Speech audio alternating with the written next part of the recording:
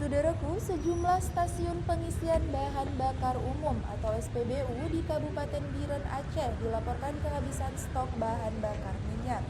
Kelangkaan ini diduga kuat akibat terputusnya akses utama logistik, yakni Jalan Lintas Nasional Medan Banda Aceh setelah jembatan penghubung di Desa Kutebelang ambruk diterjang banjir.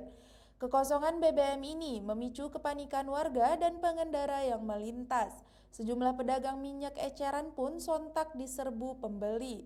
Pantauan Tribun Gayo pada Jumat 28 November 2025. Pedagang minyak eceran di Biren dipadati pembeli. Masyarakat berbondong-bondong mengisi bahan bakar, baik ke tangki kendaraan maupun ke jerigen dan botol.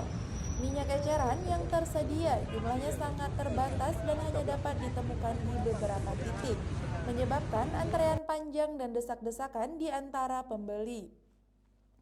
Mereka rela mengantri demi memastikan kendaraan tetap bisa beroperasi di tengah bencana. Kelangkaan pasokan ini semakin diperparah dengan kondisi infrastruktur jalan yang parah.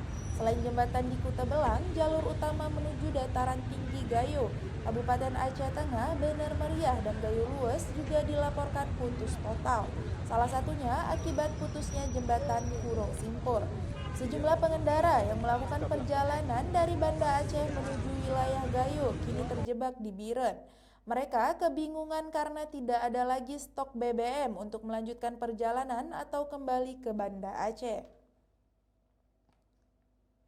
Akibatnya, banyak dari mereka terpaksa menginap di masjid-masjid sekitar Kabupaten Biren, menunggu ketersediaan BBM pulih atau akses jalan dibuka kembali.